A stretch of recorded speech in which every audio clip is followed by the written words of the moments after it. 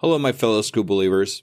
I don't know if you noticed or not, but you probably did. I don't know, but there's no intro, there's no commercials in this one. I'm deleting all the commercials in this episode, and the reason being is this episode's being dedicated to the guest that I have on this episode.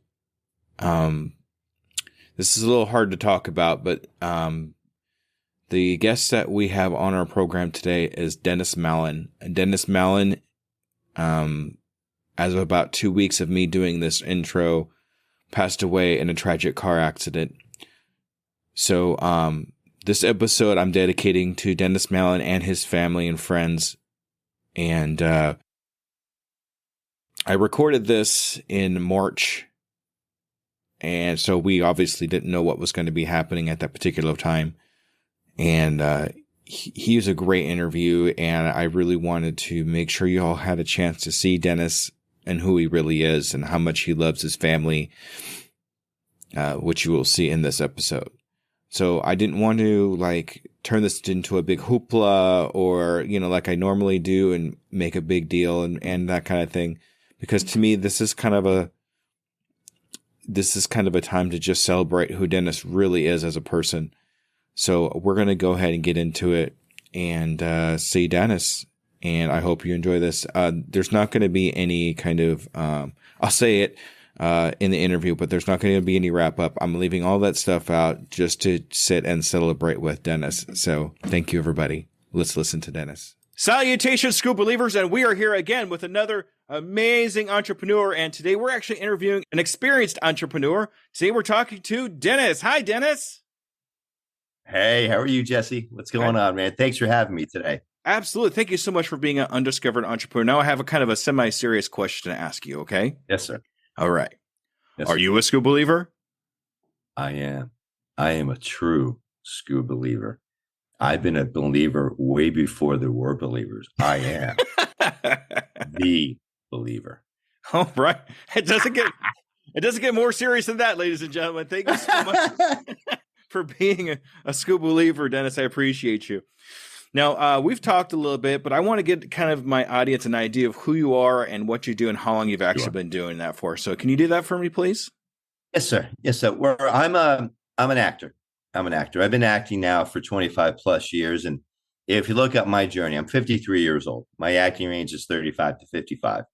If you look at my journey, Jesse, I've gone from a culinary school graduate, business school, to working as a CEO of a technology company, employee number 3, to being a financial professional, to being where we are today. And I look at it and why, I want to talk to you and why I think we're on today. I'm truly an entrepreneur. Being an actor, you're an entrepreneur. You're not a W-2. I'm speaking for myself, not the rest of the industry. You're not a W-2 employee. What I hunt, I kill, I dress, I eat. And I say that with all the respect in the world, because when I was in technology, I was employee number 3 of a technology company, and I was VP of Biz Dev. What does that mean? I was a sales guy. I was employee number 3. So I had to go out and I had to make a sale to pay for my desk. And the next sale had to pay for my chair. You see where I'm going. And I mean, I had great people around me. We had a great support system. But I think it comes down to habits and routines, habits and disciplines that really serve you. It's how do you do and have multiple jobs and multiple streams of income? Well, you need to be relatively disciplined. Not relatively, you truly need to be disciplined, and you need to be laser beam focused on what you want. And I don't know about you, these things they really don't teach in school. Now, to give you and your followers the true scope of who I am, I'm a straight C student, and I have no bones about it. Straight C's from birth, and I got through because I work hard. I think I'm a pretty decent guy. I know I'm a nice guy, and people like me. So did I get pushed through it one time? Sure, but I worked hard for my degrees. I did what I had to do, and here we are. So it's the old adage, right? You don't care what people know. You care about how they feel. Give me someone with heart. Give me someone with tenacity. Give me someone with hustle, and I can teach them anything. Well, there you go. That pretty much defines it all right there. When I was first talking to you and thinking about, how is an actor an entrepreneur? And that's something kind of went through my mind a couple of times on how that actually works. But you define it very well. It's somebody that has a lot of hustle, that gets out there and just does what he does. And it's not like you're working for somebody else. Ultimately, you're working for yourself and to get those acting jobs and get paid that way too. And hey, I told you earlier, I was down in Miami this morning to do a commercial, to do a national commercial. I've built such a network of people, a sphere of influence where people know my work, they know my work ethic, and I think I'm pretty decent at what I do. I say that because I'm a professional actor. What does that mean? I'm auditioning all the time, okay, or I'm on set all the time and getting paid. So that's pretty important stuff. Yeah, absolutely. And I'm with you on the C student. I'm a C student, ladies and gentlemen, just so you know, too. I got to be honest with you. I know there's a lot of parts of school that's very important, but it's really, personally, it's not as prevalent as it used to be when we were younger, when we were actually going to school. I mean, a lot of these people now, they could just go at YouTube University and learn just pretty much anything they want to learn. It's just so much easier now. That's the only reason I was able to start a podcast. I didn't go to school to learn to podcast. I learned it from YouTube or a couple of people that I talked to. So, hey, be happy with actually getting through school and graduating school. Straight A's is great. If you think you could accomplish straight A's, awesome. But you know what? C's are okay. Here's the thing. My sister, Kellyanne, I love her dearly. She's 2 years, 4 days younger than me. We're both Scorpios, okay? She's straight A's from birth. Straight A's from birth. I'm straight C's. So our personalities are that much different. And look, it's like anything else. If you look at the majority of Fortune X CEOs, okay, their undergrad degrees are either in communication or in English literature. Think about that. You get to be a Fortune X chief executive. You get to the C-suite, and you need to know how to communicate. Outside of that, their graduate degree is in specific disciplines. And that's really what it comes down to. Get the undergrad, mature, learn how to communicate, because again, I didn't learn how to do that in high school, never mind grammar school. And then get your discipline in whatever you want to do, engineering, your doctorate, your lawyer, whatever you want to do. So yeah, everything we do in our life is an experience for a reason. Yes. So, schooling or anything else for that matter, going to college, even the current job that you're working right now, it's all experience to push you towards a specific direction that you're actually going to go. So I appreciate that. Thank you very much, Dennis. My pleasure. So what I'd like to know, and this is something I ask all my guests, is in your first year of business, when you first got started in let's say your acting career, let's start there. In your first year, was there any problems, pitfalls? What was your deepest pitfall you think you encountered in your first year of acting? Oh, no, man, everything was smooth from birth. I came out on time. I pooped perfectly. Everything. I lie. So my first gig, my first ever acting gig, was a rendition of Mice and Men. Oh, I cool. played Lenny. Okay. Yeah. Now, if you know anything about Lenny and of Mice and Men, Lenny has some issues. Lenny has some issues. John Malkovich's Lenny is amazing, by the way. And, word of advice to actors: if you're reprising someone's role, do not watch their work, especially if you're a plebe and you're just starting out. So here I am trying to replay the great Malkovich. Horrible. My second show, I'm driving back to New Jersey, where I lived at the time, and I'm in the car and I'm crying and I'm stuttering and I'm stammering and I'm so depressed.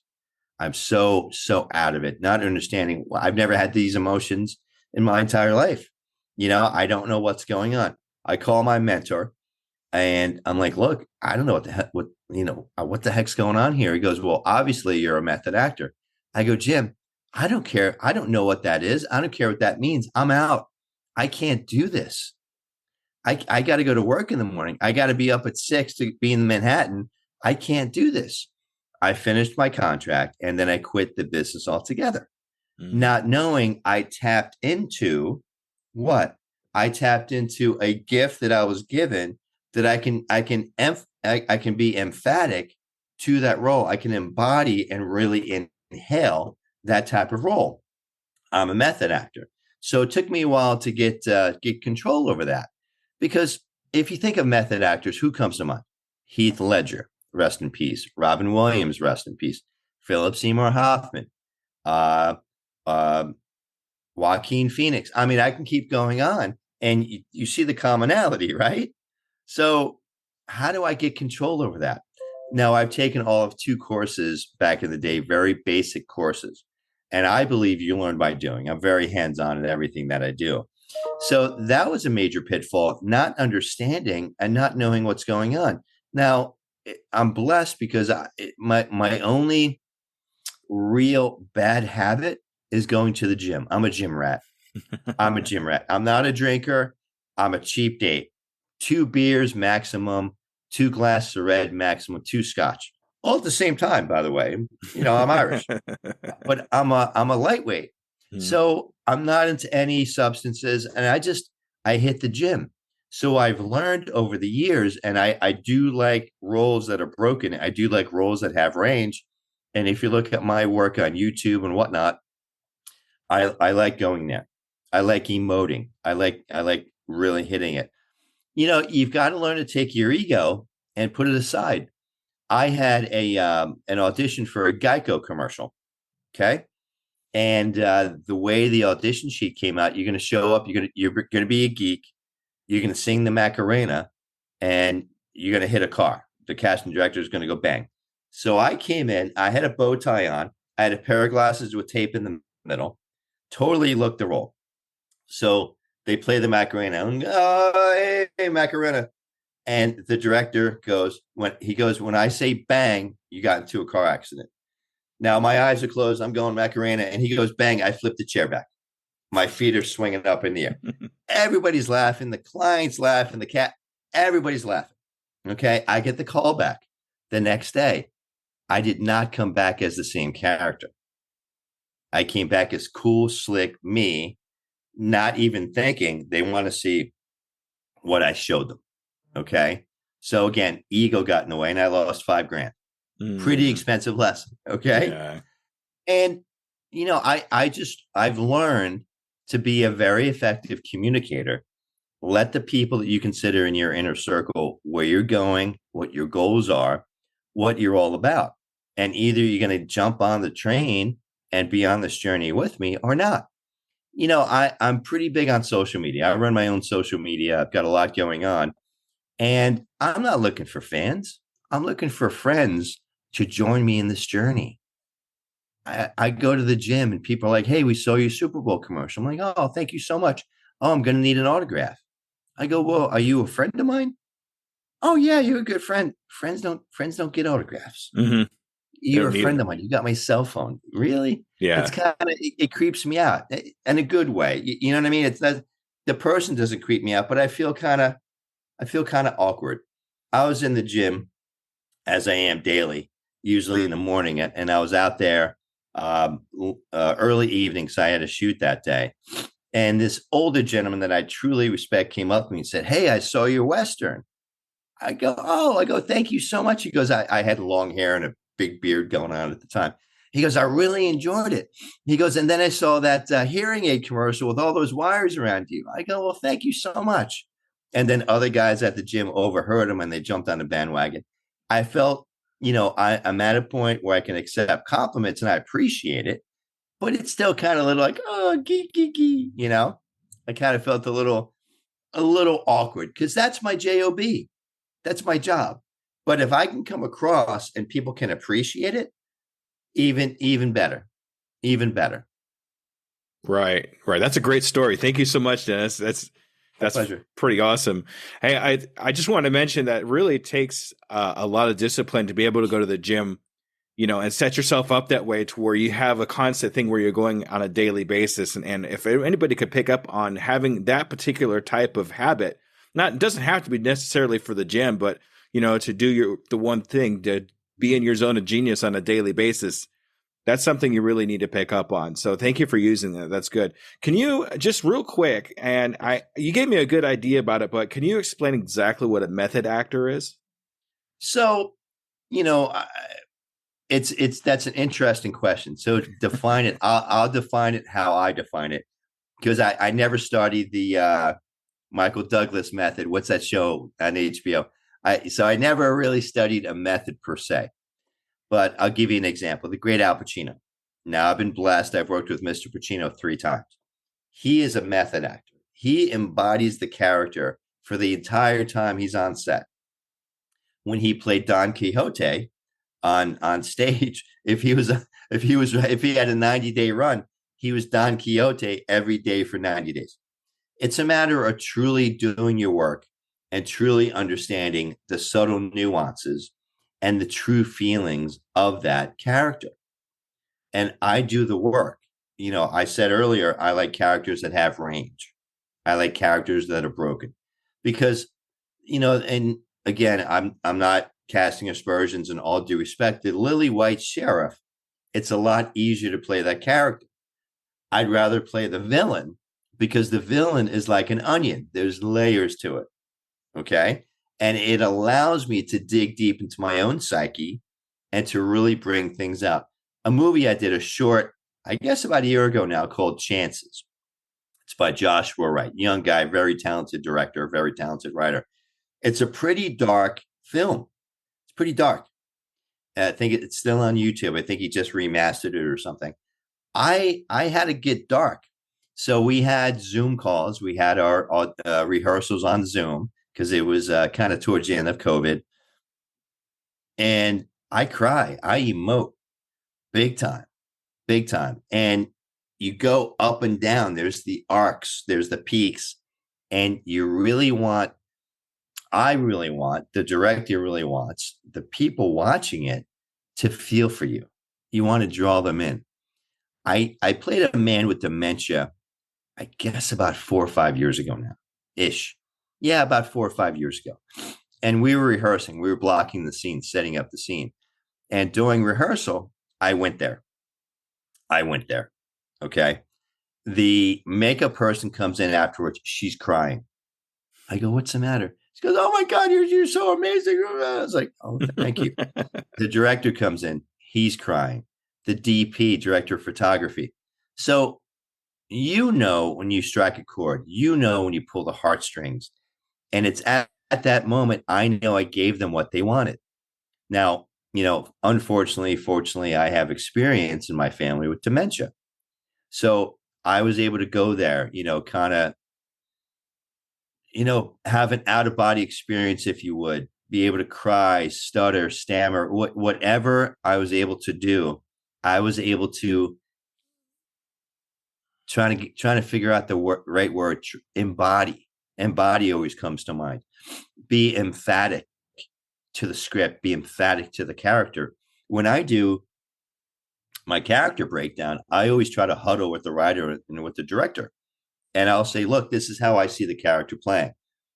50 years old, Army veteran, divorced twice, alcoholic, loner, dot, dot, dot, dot, dot, dot, dot." And I paint such a picture where when I read it and when I start memorizing the script, I inhale that and I embody all that. If that, I know I'm not explaining it correctly, but I hope that's a good way. No, it Does makes that make sense? yeah, it makes perfect sense. You know, embodying what the character is actually feeling at that particular time, exploring that emotion in yourself. That, I mean, that pretty much sums it up right there as method acting, everything that you just said. You know, that's Now, amazing. Jesse, think about it. If my first everything was Lenny, Right, exactly. and we know Lenny's a mess, right? Lenny's all over the place. That's my first everything. And that's where I went because I've got that natural talent to go there. And it's taken me a long time to understand and comprehend it's a natural talent. I was able to plug into that. So it's like getting behind the wheel of a car, a stick shift, and not driving, not knowing how to handle a stick shift, and you're just bucking, you're just going all over the place. Same thing. That's a great analogy. I should write that down. Yeah, that is a That's a good good idea. Yeah, it's analogy. good. Write that down, ladies and gentlemen. Let's record it. I'll send this to you later. Okay, so But that's it. yeah, That's interesting. there you go. I'm glad I could bring that out in you. Thank you. No, that's great, man. And another thing you mentioned is ego. Ego can be a good thing, but it can be a bad thing too. Yeah. You got to keep Yeah. control of that ego, especially when you're coming across new experiences, and you don't want to have a big head about things, but you still want to be able to take in knowledge and experiences from other people, Exactly. and to bring it into your entrepreneur venture and be able to take a compliment. Gosh darn it. When somebody likes what you're doing, don't deflect it. Say, oh, well, whatever. No, take it in as a positive thing. Thank you so Yes. much. I really appreciate that. Deflection for a while there was one of my biggest downfalls too. I'd be like, oh, I'm doing my best, that kind of thing. Yeah. Thank you very much. Thanks. Yeah, but I mean, being able to take in that positive energy for yourself, to make it a part of yourself, and genuinely say thank you very much. I really appreciate that. That really shows a lot of gumption, being able to bring that into yourself. So I appreciate it. And it takes a while. It does. It takes a while to be able to truly accept it. I mean, when my Super Bowl commercial ran, 2 days later, I went to a local wine bar that I frequent. I walked in and my good friend started clapping for me. And I was really, really moved. I was really touched. But that's, you need to be able to accept it. You're right. You're 100% right. All right. That's great. So I'm going to move on to a next question here real quick. You mentioned a gentleman a little bit earlier as a mentor, Jim. So one of my questions is usually as who was a mentor that really helped you along your entrepreneur or your acting career, as it were? And you mentioned Jim. Can you tell me a little bit about Jim and how he helped you? I'd be more than happy to. Jim Demonic is his last name, and he loves it. Now, Jim used to teach at the American Academy of Dramatic Arts and Sciences in Manhattan. He used to teach voice, and he was a dean before he retired. Jim looked like Robert Baratheon on Game of Thrones. Okay. Now we're both Freemasons. I happen to be a little senior to him. Yeah. And when he came in the lodge, I was mentoring him. So here I am mentoring this Shakespearean actor. And we would get together every Friday in Manhattan for a scotch and a cigar. And I come from work. I'm wearing my 3-piece suit. Sorry, Mama's home. You hear the dog? Yeah. I would meet with him in my 3-piece suit. And there he is. And he always made a big deal. Look at this kid. Came from Central Casting. What a good looking kid. La, la, la, la, la. And after embarrassing me about 6-7 times, I'm like, do you think I could make some money? I can do something. Goes, oh my God. Yeah. So he really lined me up. What do I need to do? You need a headshot. Who do I go to? Boom.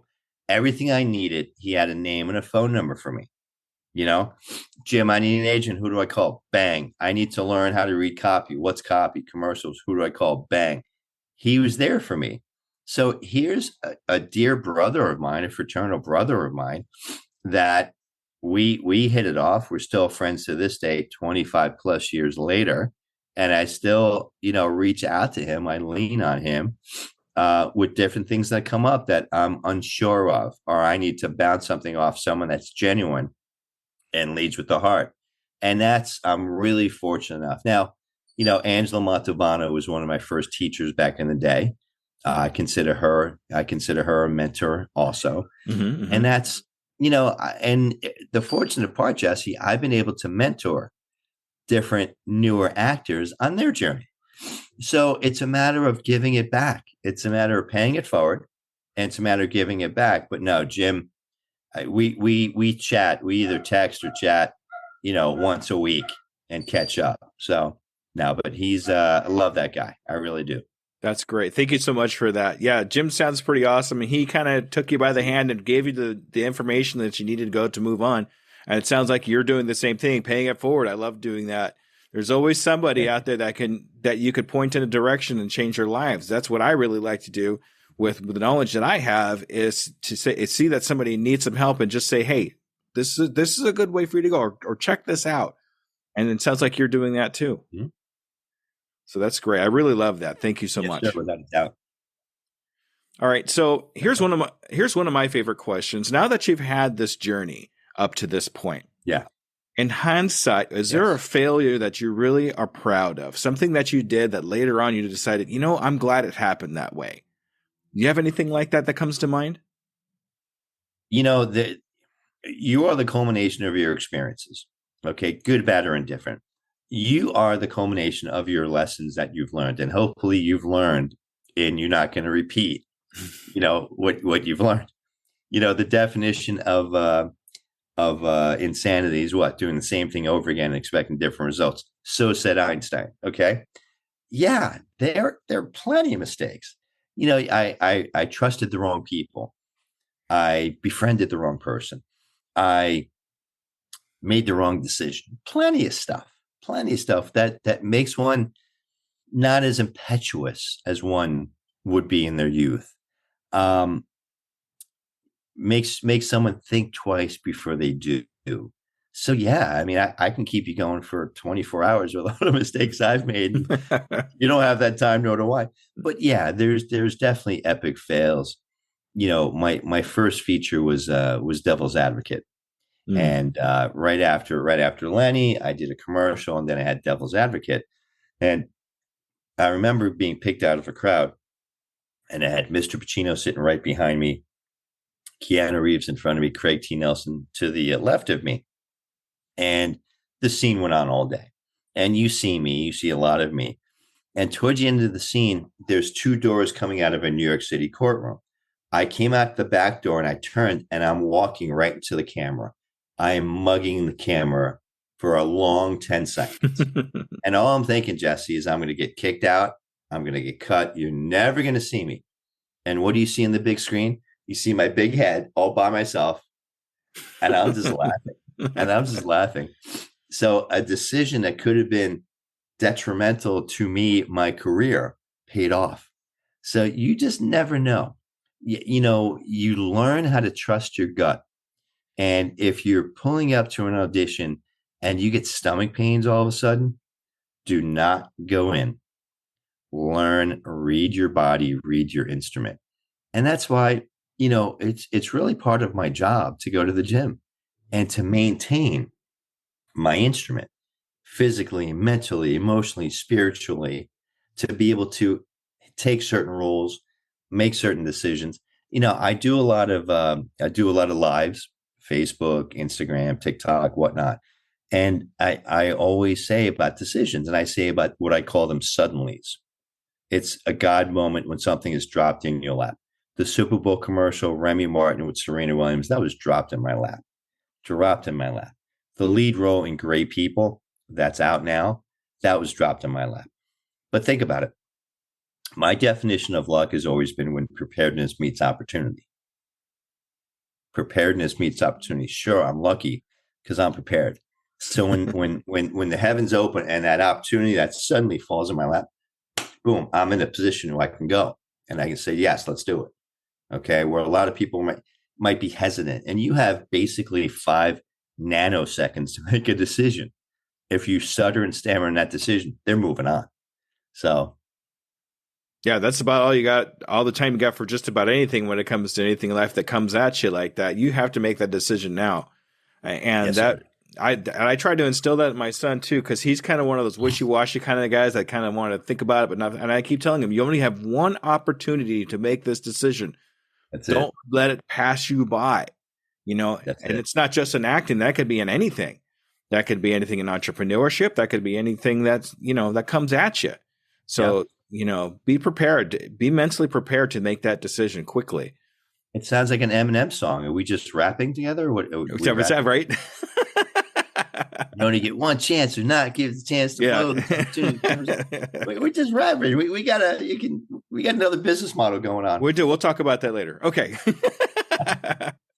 So that's great. Yeah, trust your gut. That's something I actually say a lot in my podcast, is trusting your feeling and your gut reaction to opportunities and things that come by, because ultimately it's going to affect you. You need to be able to make that decision, just like we said. So trust your feeling, trust your gut, follow it. So, All right. So what I'd like to know is, currently, what are you most proud of in your vast number of accomplishments? You've had many accomplishments in your lifetime that you've come up to this point, sir. Can you tell me one or two accomplishments? I mean, you've done some awesome stuff. You've done commercials, you've done television, movies, things like that. But do you have one or two things that just kind of stand out in your mind? Sure. Yeah, my son, my daughter. There you go. Well, tell me Yeah, about them. If they're Dennis going to is be your greatest accomplishments, I want to know about them. What are they? Dennis is 23, and Lauren Ashley is 17. Sorry. Yeah, just my kids, my family. It really they mean the world to me. They really do. We need a reason to do what we do. We need a reason to hustle the way we hustle. And if I can leave this world better than when I got it, and if I can create something for them, a legacy for them, and for my grandkids someday, that's what it's all about, as far as I'm concerned. So that's by far my greatest accomplishment. Now I'm a divorced father, and it's like anything else. With that comes certain challenges, et cetera, et cetera. But you do the best you can. But I'm so proud of those kids. Dennis being 23, he's in college right now. Lauren Ashley is going to be graduating from high school this year, and they've overcome a lot. They've overcome a lot. I've had them with certain commercials. Like, sorry, I don't take them to Disney unless we're working. Right. So if there's a gig in Disney and you need kids, I'm like, hey guys, you want to go to Disney? Yeah, and we're getting paid. So they've been very flexible that way with me, and they're just very patient. And I really, you read your mission statement, you read your goals, your affirmations. It's all about leaving a legacy. Legacy of a body of work, legacy of financial legacy, legacy of being a good example, being a good human being, and affecting people's lives, hopefully affecting everybody you touch positively. And that's why I take this stuff so serious, because even if people go out to see my movies, what does it cost to take a family out these days? I don't know, let's say $100 between babysitting, parking, tickets. You want to have popcorn. You want to have popcorn? What's it cost? I don't know. So I take a lot of responsibility. And I'm really blessed that my responsibility, my roles, and everything that I'm doing is getting bigger and bigger and bigger, because I take it so serious. Now, just like Tom Cruise, when Tom Cruise is on set, it's like being on vacation, because he loves what he does so much. I love what I do so much. And it truly is a lifetime of work, Jesse. I mean, I listened to something recently with Bryan Cranston, and this kid came up to Bryan Cranston and said, hey, I'm going to go to Hollywood for a year and give it a try. He's like, kid, don't waste your time. Don't waste your money. This is a lifetime pursuit. Look at the people that just won the Oscars last week. If you like the Oscars or not, it doesn't matter. Okay. A lot of people, I got a lot of slack for asking people at the gym, did you watch the Oscars? Crazy. But think about it. Brendan Fraser, what a journey that guy's been on. Oh, If you know definitely. half that guy's story, that's amazing. Quan Lee, I hope I don't mess up that guy's name. What a journey. Jamie Lee, what a journey she's been on, right? Mm-hmm. And they finally got the epitome of their job. They got the Oscar. It's crazy. So that's it. It truly is a lifetime pursuit. It's a lifetime of love. It's a lifetime of love and hate. you know, and you got to balance it out. You got to keep pushing, and that's what drives me. Someone asked me, well, what are you going to do once you make it? I don't know. Once I'm there, I'll let you know. I'll probably take a vacation, take Leanne on a long vacation. And then when I come back, I'll probably just do the same thing, put my head down and grind. Well, some of us don't want to make it because we know that when we finally get there, it's over, and we don't want it to be over, and that's kind of the way I think about it. I got to tell you, I could tell obviously your kids mean a lot to you, and I appreciate it as a father myself. I have a son that's 30 and a daughter that's 28. Nice.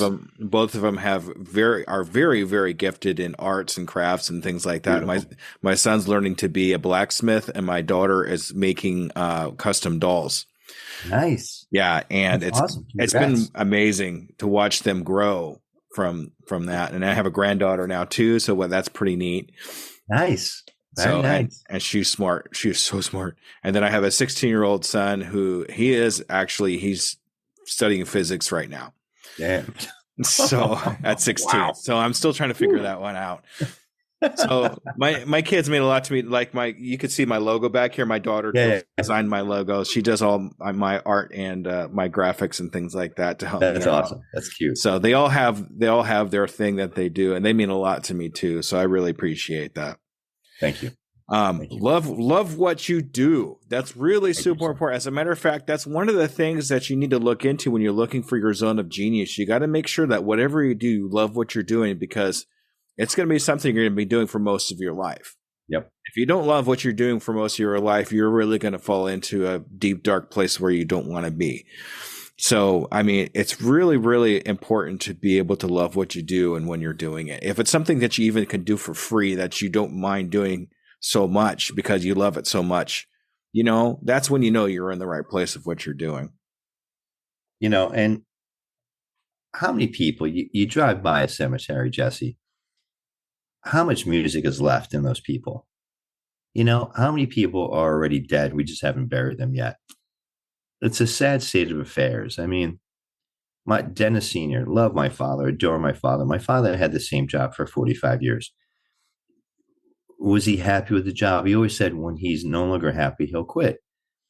He's such an articulate, creative guy that he could have done anything, and I remember he got me to the utility company when I was younger.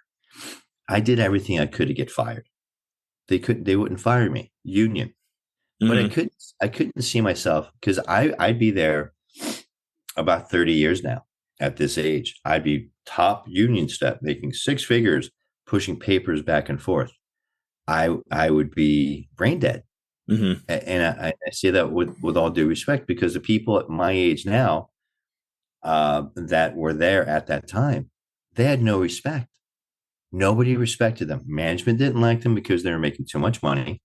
There's nothing they can do for them. There's nothing they can do with them. And they, how much music is left inside of them, Now, I take nothing away from anybody that has a job.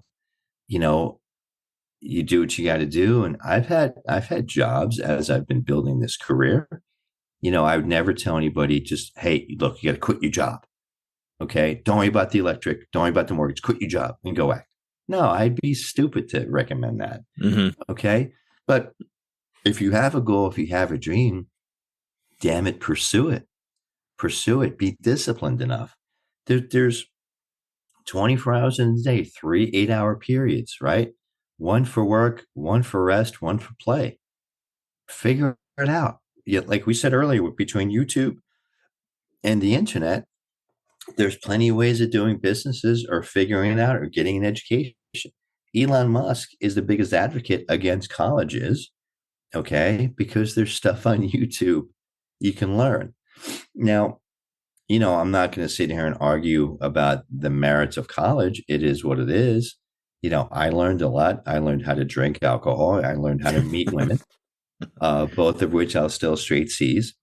But, it is what it is, It's for some people, it's not for others. Right. You just got to find where you're at. Exactly. All right.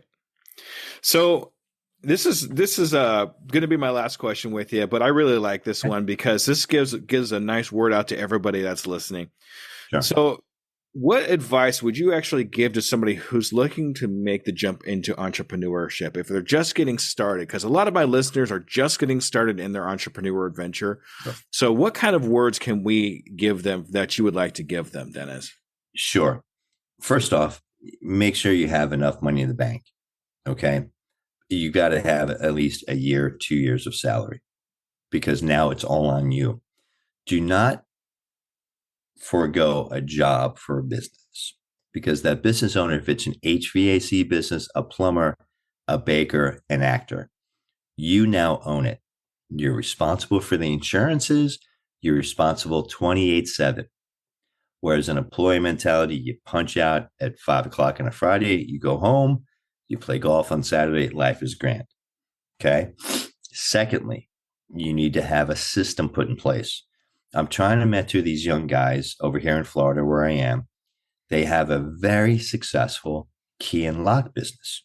Very successful. They have so much business coming in, they can't handle it.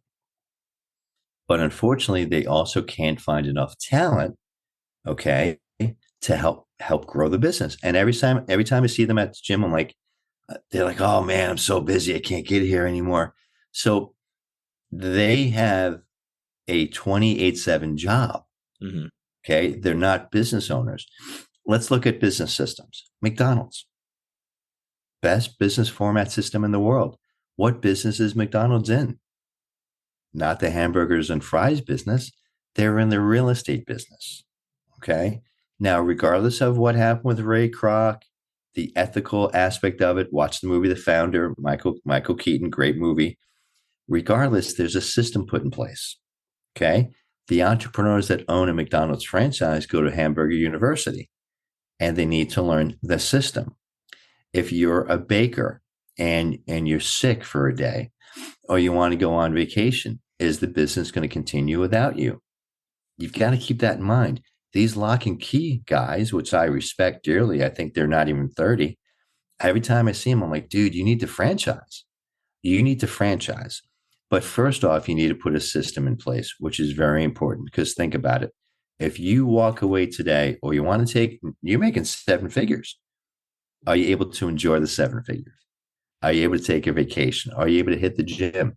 If the answers are no, that you're now a slave to your business, you need to systematize it. Okay. And you need to really understand and get a good CPA. Okay. So you need to have savings because it's going to be tough starting. Okay. So you got to take that pressure off. You need to systematize your business, which I can help. I'm sure you can help with that. Okay. And you need to know the rules of the game because the tax laws were written for who? The entrepreneur, not the 9 to 5 W-2 wage earner. They're written for the entrepreneur. And that's the three major things I always look at. And even when I consult with new actors, I'm like, do you have your LLC put together? Why? Why do I need that? Well, you're a business. The gas, the mileage. If I showed you how many miles I expense every year, oh my, 23,000 miles. He goes, where do you go? I go from where I am to Miami, to Tampa, to Orlando, to New York, to Michigan, Chicago.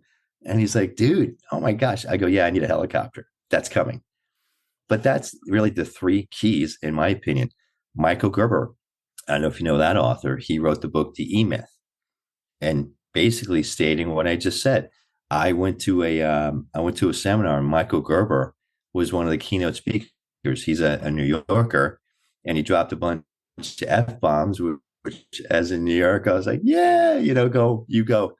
But he really basically stated the same thing. You need to systematize your business and find good mentors. Ed Milet is a mentor of mine. I've met him personally a dozen or so times. I have his routine that I follow religiously. And you need to be disciplined because here's the thing, Jesse, you're not going to achieve your goals by watching the Yankees game tonight. Okay. Entrepreneurs are working when everybody else is sleeping. And if you're not willing to do that discipline, okay, and change and exchange time for money, because soon you'll be able to exchange money for time. Mm-hmm. Okay. Then it's not for you. And entrepreneurship isn't for everyone, but that's okay. You can do something part-time, do something on the web. There's plenty of little businesses to do. Exactly. Hey, and a lot of what you actually said, believe it or not, I just finished reading Rich Dad, Poor Dad. Beautiful. And that's beautiful. a lot of that that you just discussed as far as like the whole McDonald's story, that's in there. So that's exactly right though. You really need to systematize E-Myth. The E-Myth is definitely going to be my next book. But yeah. Have you read Think and Grow Rich? Twice. Good. Yes. Good man. Good man. That should be the granddaddy of all, self-development books, entrepreneurial books. Once you read that, that's the foundation. Quick little story, little caveat. Last week I'm in the gym and there's this young guy, 18, 20 years old. And a bunch of us old guys are standing around and we're working out, whatever. And he goes to me, he goes, can I ask you a question? I'm like, sure. I'm thinking an autograph. I'm like, here we go. Right. Ego. And he goes, how many years have you been working out? I go, pretty much my entire life. He goes, well, what kind of habits and disciplines have you developed? And I'm like, funny you should ask. Mm-hmm. And then I just kind of went into this is what I did. I retired at this age. I did this. I did that. And it's all because my habits and my disciplines, my habits and my routines. And it said, you need to go read Think and Grow Rich, Napoleon Hill. Oh, well, how about this? How about that? That's a great book, but read this one first. Yeah. If anybody wants a copy of that book, they could go onto my website and the resources and buy themselves a copy of Think and Grow Rich and Rich Dad Poor Dad. And I think I have the E-Myth in there too. So if anybody, little shameless self plug there, sorry, but nice. You know what? It's important information to have. I have an autographed copy of the E-Myth somewhere. I'm looking at my autograph book collection. I don't. It's in here somewhere, but that's one of my most revered books. It really is. Nice. Mine's actually a book by a gentleman named Pat Flynn called Superfans. Oh, okay. And I would look into that one too. That one's actually a really good book about building a following and that kind. You're probably way past that, but hey, still learn, still get a nugget. There you go. That's right. Grow. All right. Well, Dennis, it's been an absolute pleasure to talk to you. What I'd like you to do now is kind of give us a little idea how to get a hold of you if we have any questions for you, or if we want to learn about anything else about Dennis. Let's hear it. Ready, set, go. Well, I'm all over social media. I'm on Facebook. I've got a personal page. I've got a fan page. I'm on Instagram. I TikTok. I'm on Twitter. I'm all over. If I can ever help anybody with anything, Jesse, please reach out. Please reach out. I'm not a bank, so and banks are having it tough these days. But outside of that, if I can help anybody with anything, please reach out. I'll be more than happy to. Again, all over social media. My email, I've got my own domain, DennisMallen.com, DennisMallen.com. Check out my website. All my links are up there. And I really appreciate you and your time. It means a lot to me being able to share my story with you, with your listeners, your followers, and whatnot. And even from a podcast perspective, if I can help anybody with being a guest, I'd be more than happy to. And, if you can network me, I really would appreciate it. It means a lot. Yeah, I actually have a pretty wide network of podcasters on Twitter that I follow. I'm definitely going to, you met, Today We Laughed and Learned is where I learned from. So yes, that's how I reached out to you. So yeah, Chris and Deb are amazing. Those ladies were amazing. Yeah. So those ladies were amazing. They hit me up once a week and they're like, we've got more questions. I'm like, let's do it. That's great. So the final question I like asking all my guests is 6-month goals.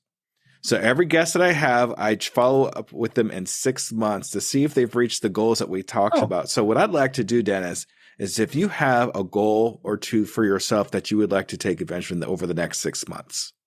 I do. And that would be? Something I'm not going to share. Something you don't want to share or you can't share? So here's what I've learned. And we'll take it offline if you like. There are only certain things I put out there into the Mallon verse. I've got my goals. My year starts in December because the way I write my goals, my affirmations, and so on. So for my first quarter, I'm crushing my goals. I've got goals with producing, with doing voiceovers, with doing national commercials, of which I did 2 today. So I'm ahead of my goals. I'm about 100. At last calculation, I'm about 165% of my yearly goals. Being on your podcast, it's going towards my goals. So yes, I have a lot of numbers. Yes. All right. Well, I'm glad to be a part of your goals. Does that glad I can help with that. Yeah. No, I love to work, Jesse. And like I said, I'm looking at my board. There's a lot of jobs that I'm booked for the future. But unless I'm on set, like I just booked a feature film just the other day, and My fiance Leanne says, well, are you excited? I get excited when I'm on set and the director says action. Between now and then, the tree can fall on the director. I mean, there's so lightning can strike. There's so many things that can happen. So, and it's not that I'm cynical. I'm more realistic, if that makes sense. Oh yeah. Like a friend of mine put on Facebook. A friend of mine put on Facebook. Whenever I said I booked a job, people are hitting me up, and I go, look, there's certain things I keep close to the vest. Once I've accomplished the job, once I'm on set, I'll post I'm on set doing X, Y, and Z. But prior to that, there's a lot of mileage between here and there. Mm-hmm. And I'd rather talk about it once I'm there. There you go. That's a good way to do it. That's a good way to do it. That's my Italian nature. There you go. That I'm Irish Italian Brazilian. It's my Italian nature, if you would. So that's awesome.